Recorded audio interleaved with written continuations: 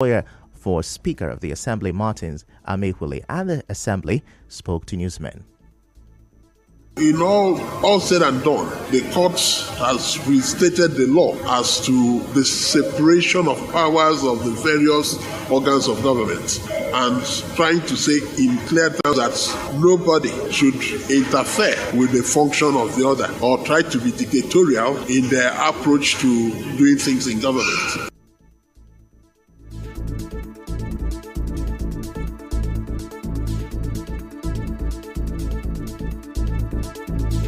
Meanwhile, the Martin Amehule-led Assembly says it is not surprised at the judgment affirming its legitimacy. The chairman of the Information Committee of the House, Enemy George, while addressing newsmen on the implication of the judgment, said the House has never been divided.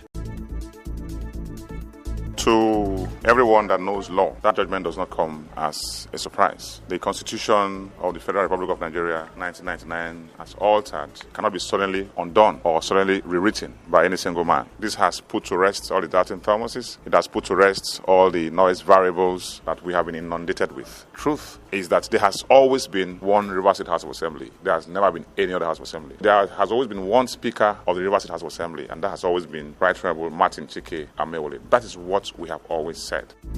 In the meantime, the National Youth Council of Nigeria, NYC and Rivers State chapter is asking Governor Fubara to appeal the judgment that nullified the 800 billion naira 2024 budget. Addressing journalists in Port Harcourt, the NYC and State Chairman Chijioke Ihunwa said that with the latest court order, it is obvious that the FCT Minister Nyesom Wike and the 27 lawmakers are not interested in genuine peace and reconciliation.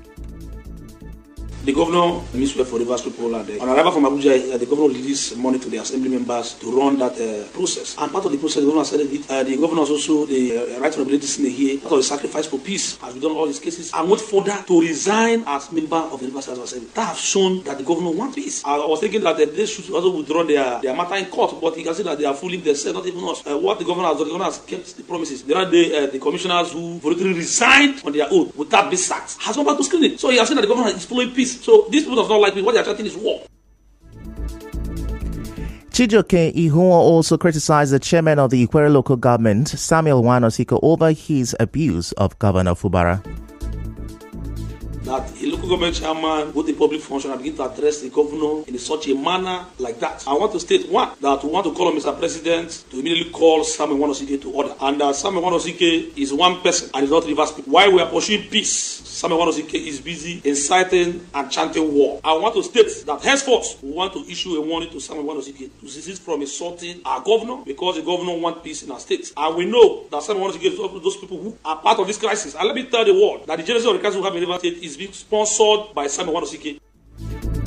As you may know, in a viral video, the chairman of Ikwere local government area, Samuel Wanosike, made some remarks against Governor Fubara and Chijioke Ihunwa. On Monday, some youth and civil society organizations protested at the Rivers State Government House in Port Harcourt, asking Governor Fubara not to present the 2024 budget again. The chairman of the Rivers State Civil Society Organization, RIFSCO and Effort, George Will, led the protest. While we understand your calculation of political exigency, we wish that you refuse to succumb to pressure, a part of a process clearly tended to further desecrate the Constitution of Nigeria by acceding to the whims and caprices of a tiny few that have made politics a means of production and no more. The Martin Amehule-led House of Assembly do not exist in the eyes of the law by the provision of Section 1091G of the Constitution of the Federal Republic of Nigeria. To pretend to constitute itself to conduct the business of legislation on behalf of Rivers State is untoward, illegal, and reprehensible to the extent of making demand for the representation of the Rivers State 2024 budget.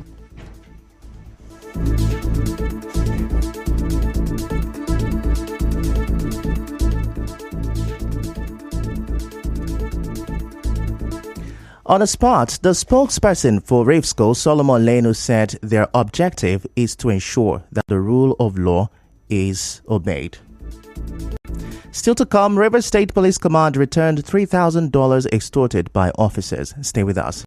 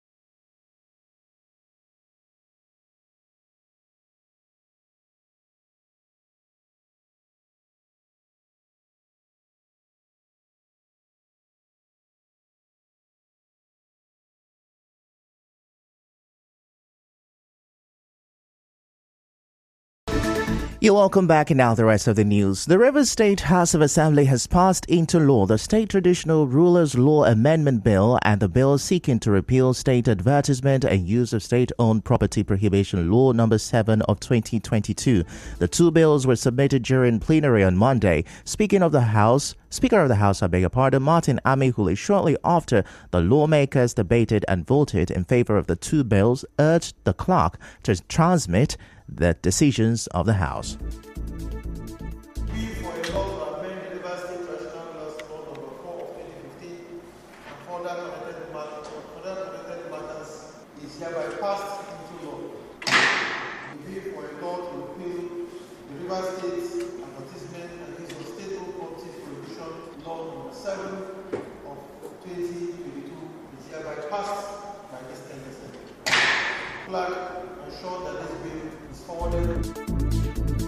Mr. Amewale also explained the two bills passed into law.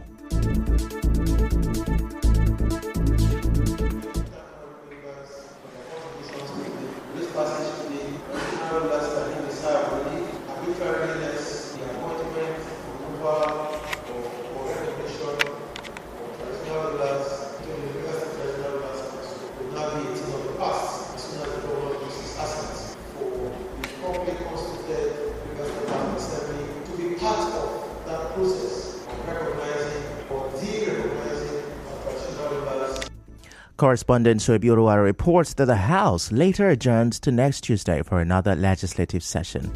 Moving on, the Eze Ndibo in Rivers and Bayelsa states, Sam Wokolo has called on Igbo people in both states to always promote peace and development in their various domains. Eze Wokolo made the call during his birthday celebration held at his palace in Rumobiakani Clan, Obiakpo local government area, over the weekend. He said the current economic hardship in the country will not deter him from continuing to give out non-interest loans and opening training and skill acquisition programs, among other policies for Igbo people, especially the youth. He also said his cabinet renovated Rumobiakani Community Secondary School to promote quality education. On the spot, Governor Fubara congratulated Eze Sam Wokolo on his birthday, assuring that his administration will continue to provide an enabling environment for both Igbo people and others in the state. The governor was represented by an aide, Udo Owere. The Nigerian Security and Civil Defense Corps said its men destroyed 4 illegal oil refining sites in Cawthorne Channel 1 in Degema local government area of River State. The Corps said suspected oil thieves had vandalized facilities, including pipes belonging to Sahara Oil, siphoning the crude with the intent of establishing an illegal refining site. In a statement on Monday night, the NSCDC said the raid followed intelligence gathered by its marine unit. Moving on, police say they have returned the $3,000 extorted from Carlo Ibe and Anthony Ifeanyi by 3 officers attached to the River State Police Command. The public relation officers of the command, Grace Iringekoko, disclosed this at a media briefing. She said the officers arrested the 2 victims from Aba in Abia State under the guise of an investigation with no complainant and took them to Rivers, Bayelsa, and Delta State before extorting the money. She named the 3 officers as ASP Daubra Eduyabo, ASP Talent Mungo, and Inspector Ode Michael.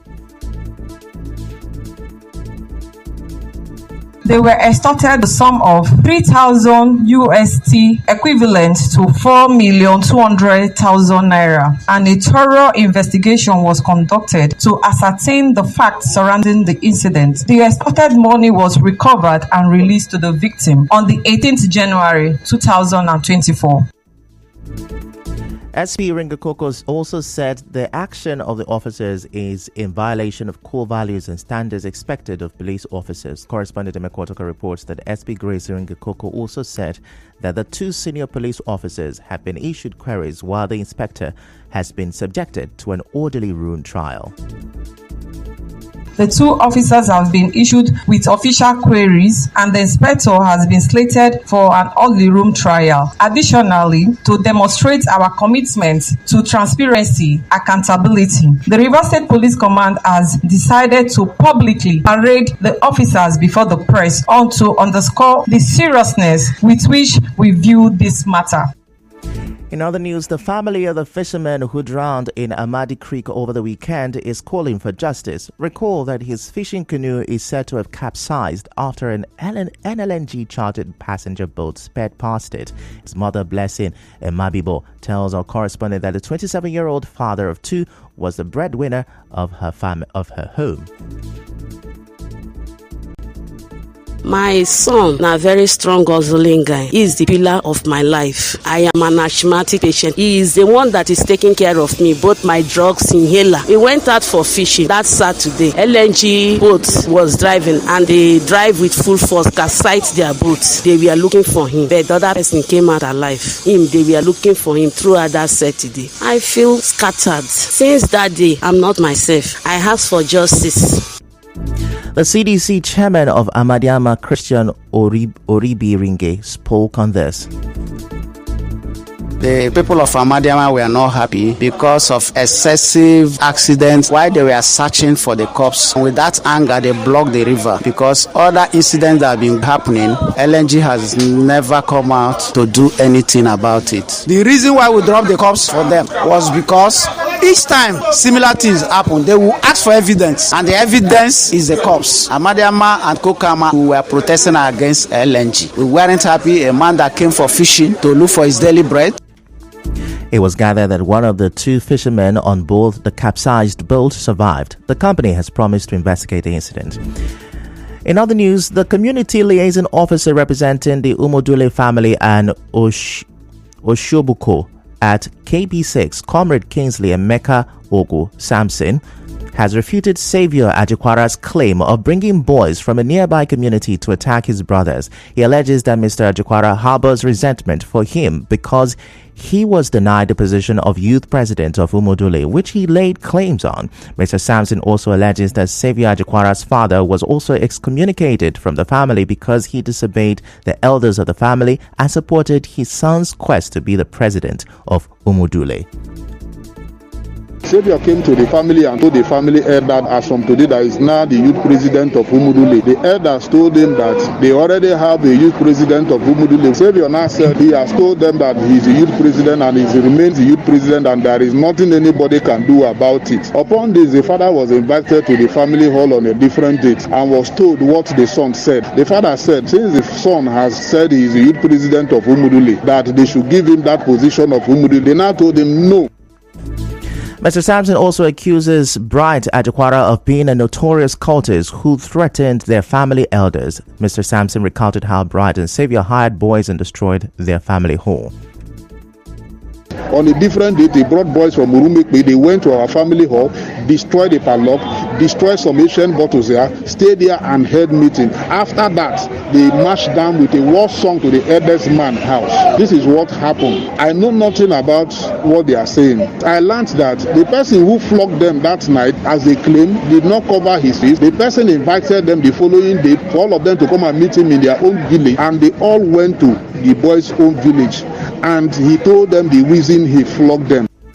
Mr. Sampson said he is still unsure why the Ajikwaras have dragged him into the situation. He said his family made him the CILO because they saw him as a man of integrity. When contacted, Saviour Ajikwara said he was duly elected as a youth president with both the elders and youth of the family as witnesses. And now to the international news. The US and the UK have conducted a fresh series of joint airstrikes against Houthi targets in Yemen. The Pentagon said Monday's strikes hit 8 targets, including an underground storage site, Houthi missiles, and surveillance capability. That's a wrap on the news this morning. Before we go, let's have a look at the major stories. There are conflicting court orders on the 2024 budget of Rivers State as the political crisis in the state lingers. Governor Fubara has been urged to appeal the court judgment that nullified the already passed 2024 budget. Rivers State House of Assembly passed 2 bills yesterday. The family of the drowned fisherman in Amadi Creek is calling for justice.